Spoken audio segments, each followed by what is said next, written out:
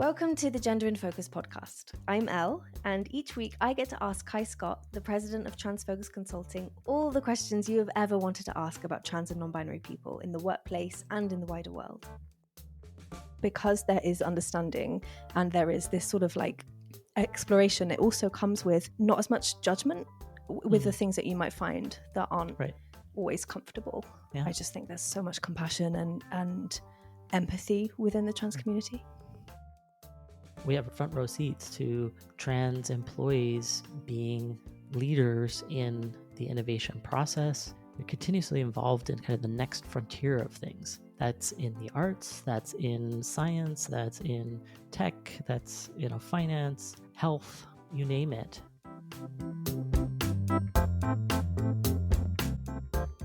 Inspired by Cornel West's powerful lecture, this episode shines a light on the often overlooked gifts that trans and non-binary people bring to the world.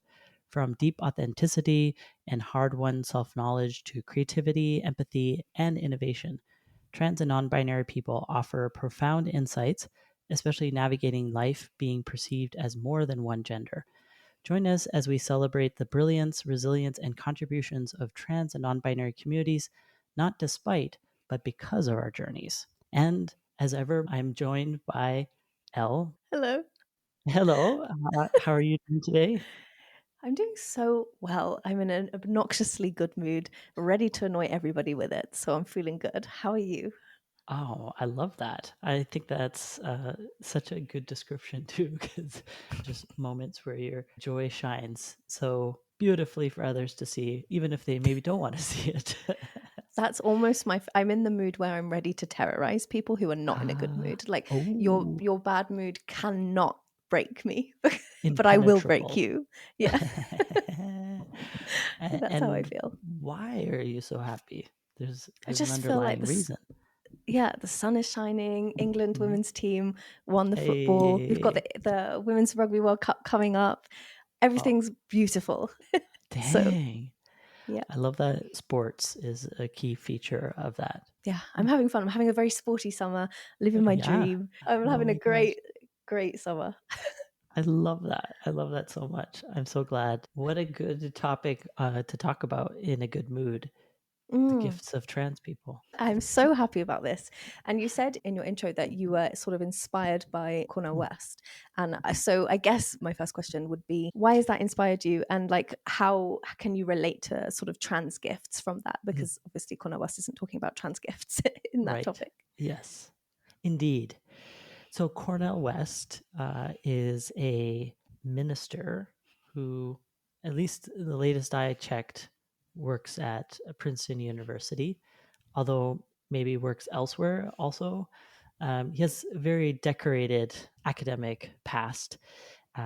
And many years ago, this would have been post 9/11, he had a lecture called The Gifts of Black People in the Age of Terrorism, which, boy, what a title, right? And so oh my goodness. Immediately clicked on it.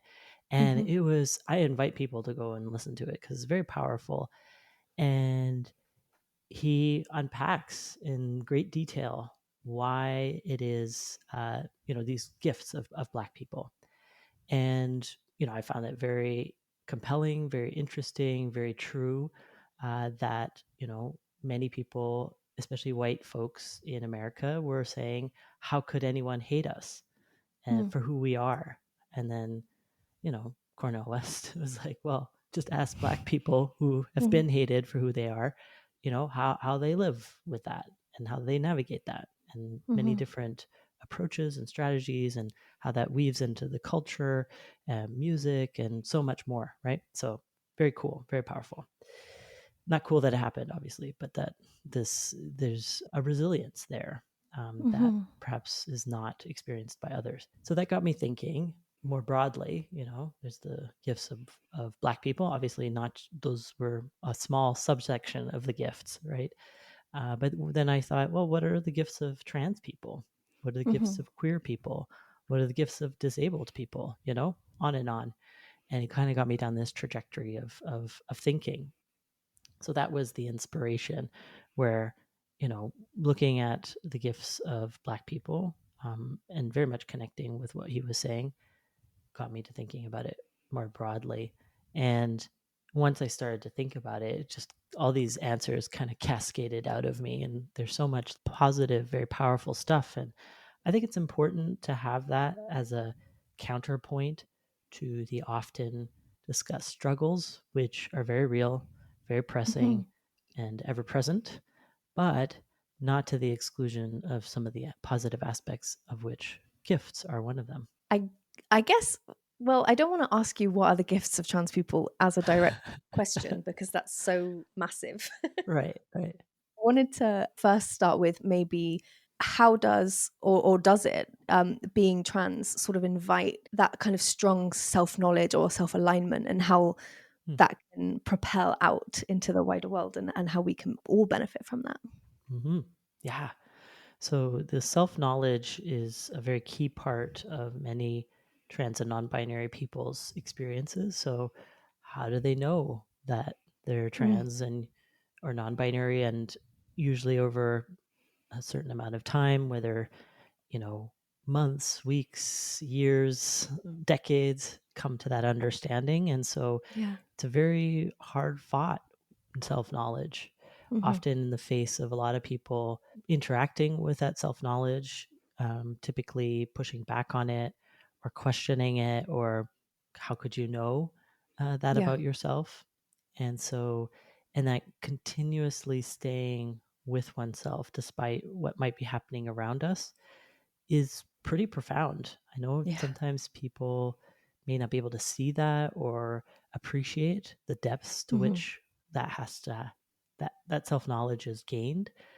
But it is something there that if folks who don't have that experience, who are cisgender, who are not trans, could appreciate that, have some curiosity around it to understand it better, may come to a better self knowledge about themselves. Obviously, Hmm. if you're not trans, you're not trans. So it's not about that, Right. but about your own gender identity, that there might be pockets of that, of one's gender, that because of social pressure or expectation, we might, as people who are cisgender, might let go of, right? Hmm. That is actually authentically them, but they they don't feel confident to hold on to it. And so by talking and being in relationship with trans and non-binary folks who are open or want to tell their story of self-knowledge, that could very well benefit or be a gift to a cis person who may have something where it's not on the scale of trans and non-binary, but it is still like a self-abandonment that Hmm. happens in some aspect. We asked the question in our education sessions, what's your earliest memory or recall of knowing your gender? And that's when mostly cis audience shares tons of like heartbreaking stories about Hmm. they wanted this and were told no as a kid or maybe even teen or even adults, and Hmm. then they're like, oh well, maybe not. And it's like, that's awful. Yeah. It's just like men who want to do ballet, women who want to play hockey, people who want to dress in a particular way. The list goes on and on. It's just like, Hmm. wow. And so perhaps if we connected around self-knowledge, and there was an exchange there, that that gift that trans people have, um, could benefit more than just trans people. Wanting to avoid the trope of, oh, you're so brave, Yeah, but yeah. there is an element of when you sort of have a world that demands conformity to be Mm-hmm. able to be authentic and to show up with that authenticity can be really inspiring. I think no matter whether Yeah. it's about it could be not even anything to do with gender at all, it could be No. something entirely different, but seeing somebody be so authentic in a Mhm. world that demands that they are not is, I think, can be super inspiring, and the resilience that that takes, Yeah, like to be able to keep going in the face of that. yeah, yeah. The ability to be persistent, to be self-honoring. Like if you've discovered such an internal truth that others may not be fully able to understand, and yet Mhm.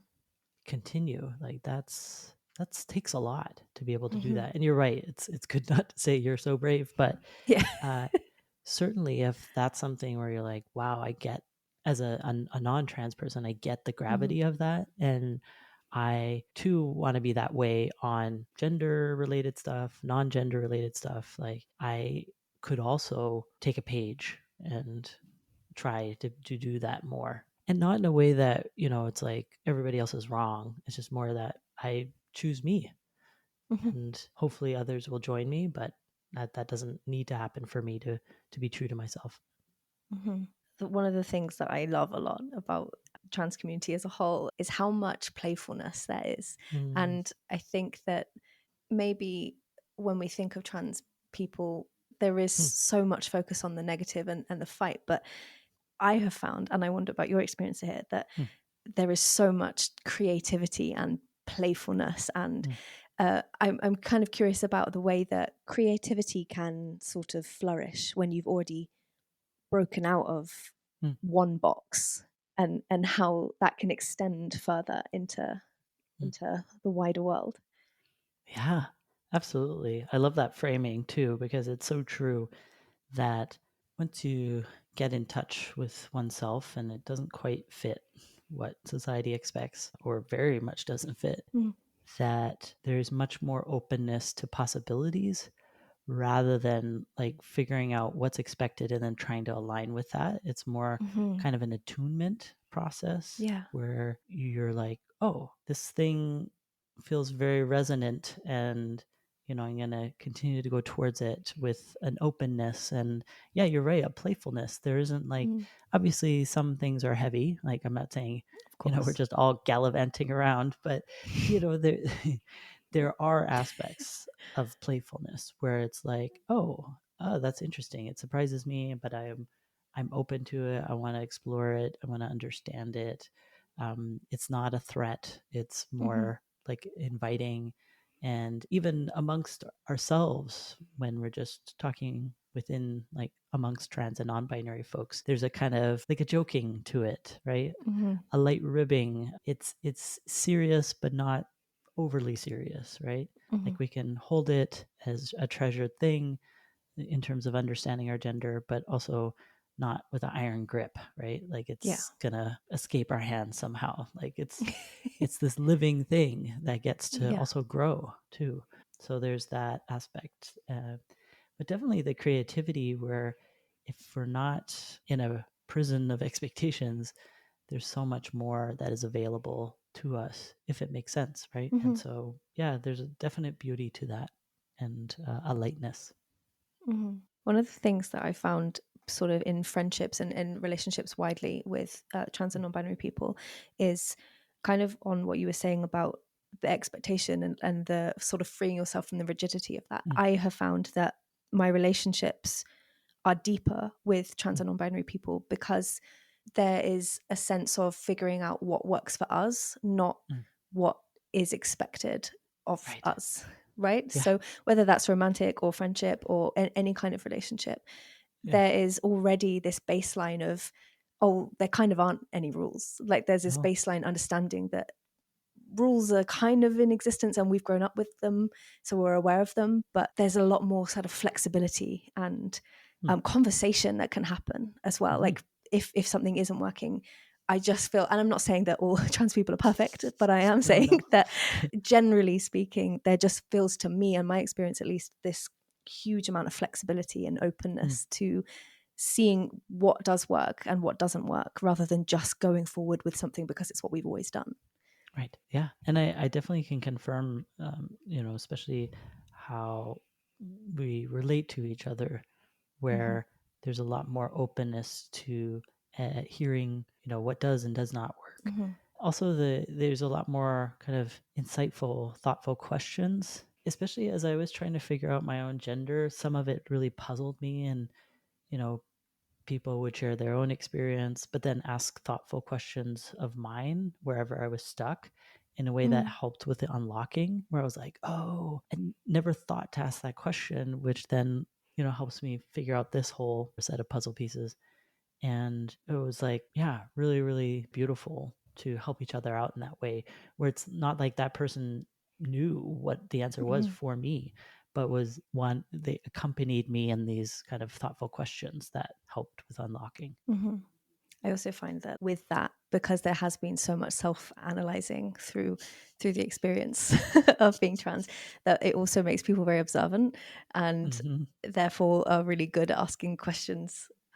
Honestly, I feel victimized by trans people at this point Ah. because of the questions that are being asked, and especially going through, like a breakup at the moment. Just the questions that people have asked me to unlock, like where I've been stuck and what patterns I've had. I feel like Well, trans people are so great at that because they have experienced this self-analyzing to a really deep level, that yeah. they are very clued up on what other people's patterns are and also then know what questions to ask. So very insightful, very annoying, but very insightful.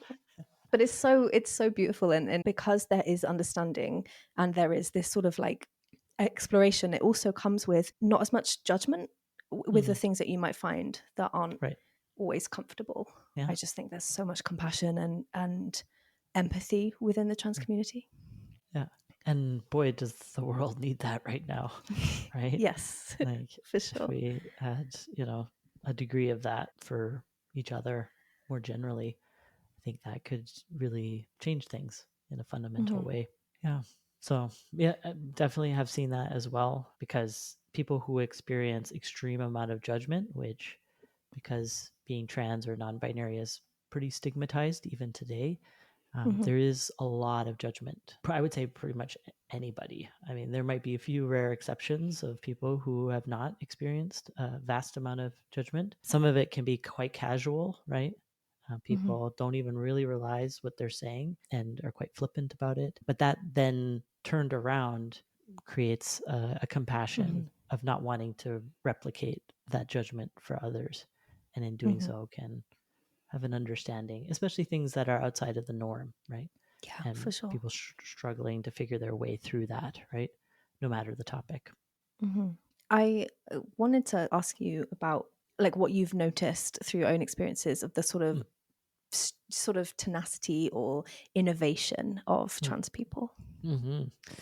Oh, yeah. So, because of living outside of the norm, there's a lot of out of the box thinking that comes with Mm. that too, right? So, whereas many people are like, well, that's just the way we do things, no matter if it's like a workplace or place you volunteer or, family dynamics. It's just sometimes people can get stuck in or even invested in the status quo in a way that doesn't allow for us to see the other possibilities that exist. There's so many different ways of doing things. And it's not to say that there's something necessarily wrong with the status quo, right? Obviously, that's been built up over time, a lot of trial and error, right? So it's not Mm. discounting the status quo, but certainly there's a lot of room for innovation.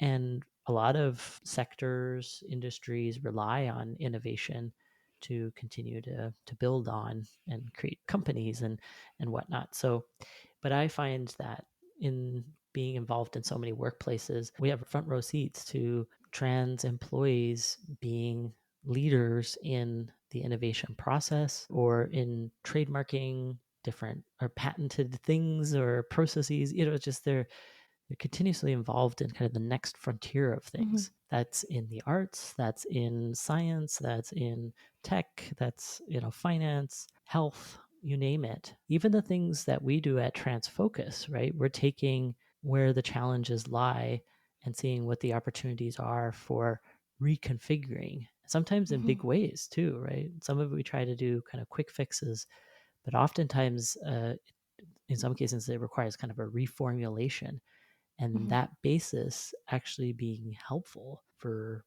not just trans folks but people more generally. So there's that kind of driver. Often for trans folks it can be a need based driver, or just out of the box thinking, but it does can result in quite a bit of innovation. And certainly, again, not every trans or non-binary person is patenting things left and right, but we do see kind of an overrepresentation in the innovation sphere of things. One example that I want to bring into the mix is healthcare. We often ask within healthcare context for sex at birth, thinking that will provide information for healthcare. And I'm not saying it doesn't, but there's a lot of layers to it. It's doesn't allow for the dynamicism for the dynamic nature of the body. Body changes. Right. And I think people in the disability community would tell you that, right? Amongst so many others. Whereas perhaps a more useful indicator would be what kinds of organs do you have? What kinds of hormones? Like being more specific to kind of specify what sex is kind of providing an umbrella for, but may be present or absent, no matter the individual, but particularly trans and non-binary folks based on access to gender affirming care. And that being useful to cis people too, because, through cancer or life circumstances, having presence or absence of organs and maybe not wanting to talk about those things. Like somebody has had a double mastectomy because of breast cancer. Maybe they don't want to remind their doctor every single time they go to the doctor's office, Yeah. and just having that kind of registered. So there's just some ways of reformulating, innovating for everyone's benefit. There are certain fields, say for example, regular computing compared to quantum computing, where, in the regular computing, it's based on the binary, right? Ones and zeros. Quantum computing, I will admit, I don't fully understand, but it doesn't use ones and zeros. Let's say that. Right. Okay. It's more of a networked approach, right? And there are many trans and non-binary folks in tech that, given their own personal experiences related to gender, are able then to translate that in a way that they're more effortlessly able to make those changes within tech, which is really exciting. So, it is to some degree a bit easier for a non-binary person to be a part of quantum computing. Well, I'll take note of that. That was my new career path, There you obviously. go. Next up. Right. Perfect. Let's get on it. No, just kidding. Of course, obviously not all non-binary folks, but there's just something there that they're not kind of boxed in a way that it might be a bit more of a stretch for folks who are cis. And certainly not saying that all cis people are clueless about quantum computing. Obviously, there's very important contributions from cis folks. So, but there's something there. And I think, identity is an important part of, work that we do or innovations that we're a part of.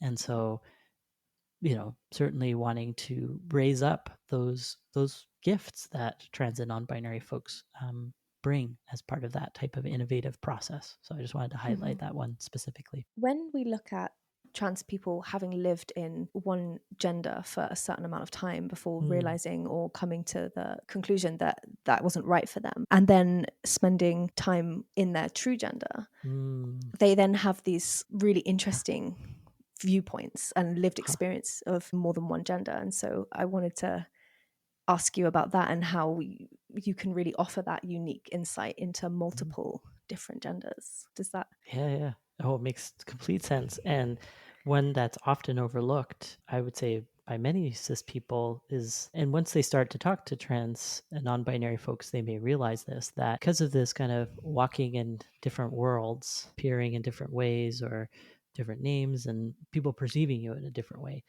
that there's tremendous amount of insight. Like, as myself as an example, of course I was raised as a girl and, to some degree was perceived as a woman in my adult years. That's, a huge amount of insight there, right? In terms of how people treated me, what they said to me, how they interacted, the inappropriate touching, like sexual harassment side of things. Like, I experienced it and know it. I can, to some degree, talk to cis men about that, to be like, hey, this is a very real big deal, right? Of course, we want to have so many other stories and voices. This shouldn't just be trans people communicating this, but provide that often unique perspective, having walked in the world in different ways. But then also similarly, because, I've had undertaken some aspect of medical transition, I can also talk to cis women about, some of these changes, right? And nuance some of the things that they might be experiencing from cis men, to be like, hey, it's not all made up. Obviously, people can figure out ways, but and certainly not to dismiss bad behavior, but it's more the sense of the emotional availability is often a point of contention. And expressing that, being on testosterone has a tremendous impact on somebody's emotional bandwidth, mine having shrunk in very drastic ways. And, so just kind of spelling out some of those experiences hopefully help bring various genders a bit closer or more compassionate or empathetic for their distinct experiences. And of course, not everything is distinct either. There's that aspect where it's like, it's not as different as, we put it out to be, right? So Right. some things are unique, but others are like, we're overblowing this one. So just kind of mapping that out for folks, I think is really powerful and useful if people are wanting to listen to trans and non-binary folks. It's kind of impossible to cover all of the gifts of trans people in one podcast episode, but do you have any sort of last gifts that you wanted us to talk about? One other one that I'm just coming to mind that I want to add, it could be its own podcast episode, but the understanding that our gender is more than our bodies. It's a really important one that definitely helps cisgender folks too, because we find that cis folk, when they have an injury or cancer or some sort of ailment related to their sex organs, it creates an identity crisis for them. One that, if there's an understanding that we are more than our bodies, could help them with that. Doesn't take away the pain. Like, it's obviously on its own a very painful thing, but it doesn't have to result in an identity crisis. So that's something that is a gift from trans people. So yeah, it's one other one that I added.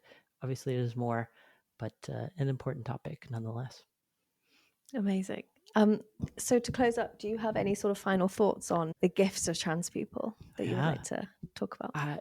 This is such an important topic, not just because of, we don't want to only focus on the negative, but I think some people are a bit surprised that trans people have gifts, right? Yeah. There's so much of a focus on, at least in certain circles, like there's only negative things about trans people. We're out to lunch, we're delusional, whatever long list of negative things.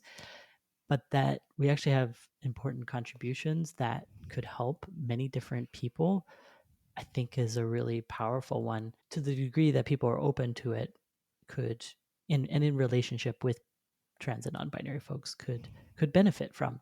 And I'm not saying that we need to like have a transactional view towards trans and non-binary folks, like give me what you got, but it's more that, inviting a deeper connection with trans and non-binary folks could surprise someone in this positive side of things related to gifts. And of course, we have not even gone into all the areas of gifts that trans and non-binary folks have for others.